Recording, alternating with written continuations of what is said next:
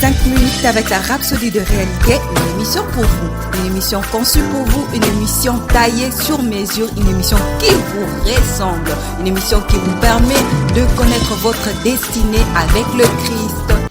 Bonjour, bienvenue dans notre émission 5 minutes d'édification avec la Rhapsodie de réalité. Aujourd'hui, vendredi 13 décembre, le thème de notre Rhapsodie est « Allez-y et gagnez ».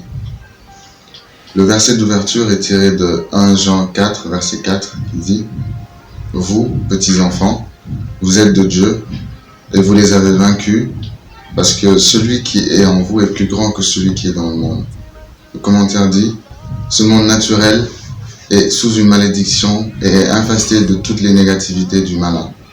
Alors, étant né de nouveau, le monde vous attaquera, mentalement, physiquement, émotionnellement et même spirituellement. Mais qu'est-ce que Jésus a dit? Je vous ai dit ces choses afin que vous ayez la paix en moi. Dans le monde, vous aurez des tribulations, mais prenez courage. J'ai vaincu le monde. Le Maître a vaincu le monde pour vous, ce qui signifie que vous avez vaincu le monde. Et l'apôtre Paul a dit, car nous n'avons pas à lutter contre la chair et le sang, mais contre les dominations, contre les autorités, contre les princes de ce monde de ténèbres, contre les esprits méchants dans les lieux célestes.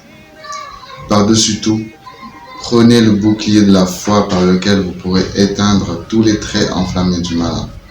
Ephésiens 6, versets 12 à 16. Par conséquent, quel que soit le mal, les ténèbres et le négativisme dans ce monde, vous devez penser différemment. Ne vous inquiétez pas, car vous êtes en Christ et vous gagnez toujours en lui. Rien ne peut réussir et se liguer contre vous. Dans votre marche de foi et dans l'accomplissement du plan de Dieu pour votre vie, évitez les pensées de peur, de manque ou d'incrédulité. Mettez de côté la colère, l'amertume et le manque de pardon. Ce sont les choses qui peuvent entraver votre progrès spirituel et l'appel de Dieu sur votre vie. Maintenez votre cœur dans la parole de Dieu. 1 Timothée 4, versets 15 à 16 recommande de méditer et de se consacrer entièrement à la parole. Vos victoires et votre succès seront inévitables dans tout ce que vous faites. Alléluia. Bien-aimés, la rhapsodie d'aujourd'hui est très édifiante.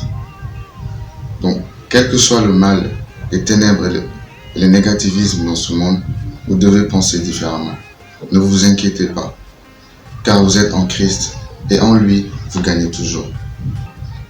Nous allons prendre quelques instants pour méditer sur cette rhapsodie.